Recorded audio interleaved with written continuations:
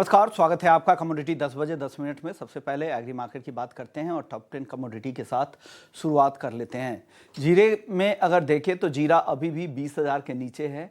हालांकि कल के सत्र में हल्की तेजी यहाँ पे जरूर दिखी थी, 19,600 के पास है। धनिया और हल्दी की अगर बात करें तो धनिया का वायदा 7,200 के ऊपर है, 7,275 के करीब है। एफएमसीजी कंपनियों की तरफ से थोड़ी मांग बढ़ी है, उससे धनिया को सपोर्ट मिल रहा है। हल्दी की चाल देखें तो 13,180 के ऊपर है। तेज गिरावट के बाद अब थोड़ी शॉर्ट कवरिंग यहां पर दिख रही है।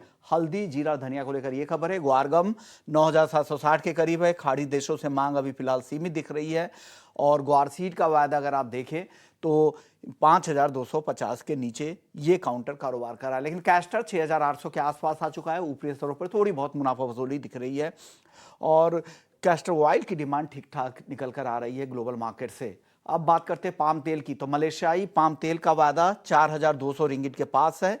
मांग वहां से बढ़ी है। मलेशिया से एक्सपोर्ट के जो नंबर है उसमें सुधार देखने को मिला है, उससे सपोर्ट यहां पर देखने को मिल रहा है।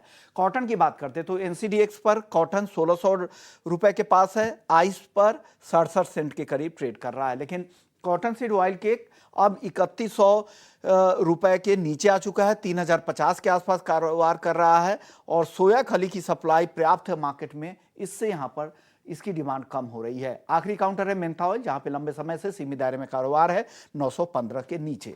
हमारे साथ भाविक पटेल हैं ट्रेडबुल सिक्योरिटीज से, बहुत बहुत शुक्रिया। सबसे पहले हल्दी में सर बताइए क्या हो रहा है, क्या खबर है सर? गुड मॉर्निंग विशुमन गुड जी। Morning sir. देखिए, हल्दी में बात करें तो इस पर जो शोइंग के फिगर्स आ रहे हैं वो थोड़े स्ट्रॉन्ग आ रहे हैं लास्ट ईयर की कंपेरेटिवली, क्योंकि प्राइस भी ज़्यादा है। इसकी वजह से थोड़े अभी दबाव दिख रहा है।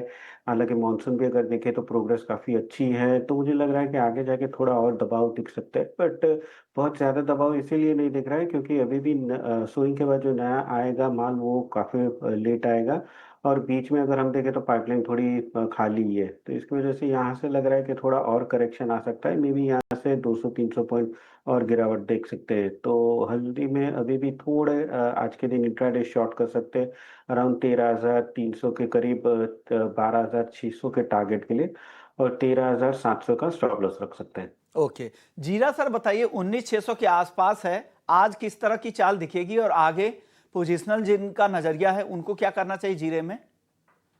देखिए, जीरे में भी अभी अगर अराइवल देखें तो उसके भी नंबर अच्छे हैं और इस बार मुझे अभी जो एक्सपोर्ट की डिमांड है वो काफ़ी वीक दिख रही है, जिसकी वजह से अभी भी मुझे लग रहा है कि 20,000 के ऊपर थोड़ा सस्टेन करना थोड़ा डिफिकल्ट लग रहा है। जीरे में अभी भी वीकनेस जो है आई थिंक कंटिन्यू रह सकती है। तो यहाँ पे भी 20,500 के ऊपर जाता है तो ही मुझे लग रहा है कोई अच्छी तेज़ी देखने को मिल सकती है। आज के दिन थोड़ा और करेक्शन एक्सपेक्ट कर सकते हैं, तो यहाँ से भी शॉर्ट कर सकते हैं, जहाँ पे 19,600 के करीब शॉर्ट कर सकते हैं 19,000 के टारगेट के लिए, और 20,000 का स्टॉप लॉस रख सकते हैं। और धनिया ये कैसा दिख रहा है आपको? धनिया में क्या करना चाहिए यहां से? धनिया में अभी भी मुझे लग रहा है काफ़ी तेज़ी आ सकती है। देखिए, जैसे आपने बताया कि एफएमसीजी की मांग जो है वो अभी थोड़ी बढ़ के आ रही है। धनिया ओवरऑल यहाँ से और 74,500, 7400 से 7500 ये लेवल मुझे लग रहा है 1 से 2 हफ्ते में हम देख सकते हैं। तो आई थिंक सारे मसाला पैक में धनिया मुझे काफ़ी स्ट्रांग लग रहा है। तो धनिया में डेफिनेटली बाय कर सकते हैं 7250 के करीब, 7200 के स्टॉप लॉस से। 7350 का टारगेट रखते हैं 3 से 4 दिन की अवधि के लिए। तो धनिया 7,500 रुपए तक जा सकता है। सर ग्वारगम और ग्वारसीड ये दोनों फिर से कमजोर होने लगे हैं, क्या हो रहा है सर? टेक्नो फंडा व्यू दे ग्वार पर। देखिए, कुआर में अभी भी हम देख रहे हैं कि यूएस की रिंग्स जो है, ऑयल रिंग्स है, वो काफ़ी कम हो रही है। तो उसकी वजह से गम की जो एक्सपोर्ट डिमांड है वो एक्सपेक्टेड है कि थोड़ी कम हो सकती है। हमने पहले भी देखा था कि जब जब भी प्राइस करेक्ट होते हैं तो 3-4 दिन एक स्ट्रॉन्ग रैली देखने को मिलती है, बट उसके बाद फॉलोअप बाइंग नहीं आती और वापस से प्राइसेस जो है वो कंसोलिडेट होते हैं और गिर जाते हैं। आई थिंक यही वापस से चल रहा है कि जो हम 6 महीने से देख रहे हैं कि जहाँ पे प्राइस जो ऊपर जाता है वहाँ से सेलिंग प्रेशर आता है। तो सीड और गम दोनों में मुझे लग रहा है कि एक रैली जो है वो आ चुकी है। अभी हम वही फेज पे है कि जहाँ पे वापस से करेक्शन आ सकता है। तो दोनों में यहाँ पे बेच के ही चल के जाना चाहिए, जहाँ पे सीड में 52-60 के करीब शॉर्ट कर सकते हैं 5200 के टारगेट के लिए, और 5300 का स्टॉप लॉस रहेगा। वैसे ही गम की बात करें तो गम 9850 के करीब शॉर्ट कर सकते हैं 9700 के टारगेट के लिए, और 9950 का स्टॉप लॉस रख सकते हैं। Okay sir, cotton seed oil के यहाँ पर फिर से दबाव अब दिख रहा है, 3050 तक आ चुका है, और गिरावट दिख सकती है क्या कॉटन केक में? देखिए कॉटन केक में ये जो गिरावट है वो हाई प्राइस की वजह से थोड़ी डिमांड कम है, बट अगर हम देखें फिजिकल मार्केट में तो सप्लाई टाइटनेस अभी भी बरकरार है। तो मुझे नहीं लग रहा है कि बहुत ज़्यादा करेक्शन देखने को मिल सकता है। ये जो जुलाई कॉन्ट्रैक्ट है वो शायद यहाँ से और 30-40 रुपए गिर सकते हैं, बट 3000 के नीचे सस्टेन कर पाना अभी थोड़ा फंडामेंटल मुझे नहीं लग रहा है। तो इसमें अभी भी कोई भी करेक्शन मिलता है, जब तक 3000 के नीचे नहीं जाता तब तक बाय की रणनीति रखनी चाहिए। तो आज के दिन 3050 के करीब बाय कर सकते हैं 3070 के टारगेट के लिए, और 3030 का स्टॉप लॉस रख सकते हैं। ओके सर, एग्री में आखिरी काउंटर कैस्टर है, कैस्टर को लेकर क्या आउटलुक है? क्या यहाँ तेजी की संभावनाएं है? कहा जा रहा है कि कैस्टर ऑयल का एक्सपोर्ट काफी मजबूत है, क्या उससे फायदा मिलेगा इस काउंटर को?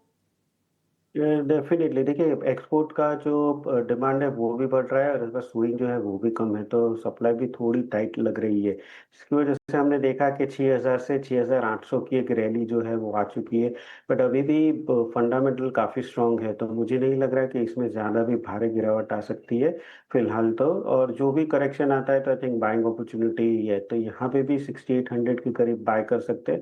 3-4 दिन की अवधि के लिए 6900 के टारगेट रख सकते हैं, और 6750 का स्टॉप लॉस रख सकते हैं। ओके, चलिए सर, नॉन एग्री की बात करते हैं। सोना आज फिर से कमजोर दिख रहा है, हालांकि चांदी में दायरे में कारोबार हो रहा है, 1,08,000 के ऊपर बनी हुई है। इन दोनों में आपको क्या पसंद है सर आज? देखिए चांदी मुझे पसंद है, और सोना जो है वो मुझे लग रहा है आज वीक रहेगा, तो दोनों में मेरे थोड़े कॉन्ट्रा कॉल है कि जहाँ पे सोने में 96,000 का जो पुट ऑप्शन है वो मैं रिकमेंड करूंगा बाय करने के लिए 900 पे, 1350 के टारगेट के लिए, और 700 का स्टॉप लॉस। वहीं चांदी में अभी भी मुझे लग रहा है कि तेजी जो है वो शायद आ सकती है, कंसोलिडेट हो रहा है, तो उसमें 1,08,000 का जो कॉल ऑप्शन है सिल्वर मिनी का, वो बाय करके चल सकते हैं। थोड़ी डिप मिलती है 1900 के करीब, तो 2500 के टारगेट के लिए 1500 का स्टॉप लॉस रहेगा। ओके, तो सिल्वर मिनी के 1,08,000 के स्ट्राइक की कॉल ऑप्शन खरीदे, 1900 का प्रीमियम दिखे वहां पर खरीदे, 2500 ये प्रीमियम जा सकता है। गोल्ड में इनको नरमी दिख रही है और चांदी खरीदने की सलाह है। सर, कच्चा तेल $70 के ऊपर ब्रेंट का भाव आ चुका है, हालांकि आज के सत्र में हल्की नरमी जरूर दिख रही है। आगे क्या होगा सर कच्चे तेल में? देखिए यूएस की इन्वेंटरी एपीआई थोड़ी बढ़ी हुई है, तो शायद वो जो रैली है वो थोड़ी कम हो सकती है, बट जैसे मैंने बताया कल भी कि 55 से 5700 का जो ब्रेकआउट है वो मुझे लग रहा है कि आया है, तो यहाँ से और थोड़ी तेजी हो सकती है, पर बल्कि मॉर्निंग में एक्सपेक्टेड है कि थोड़ा और करेक्शन आ सकता है।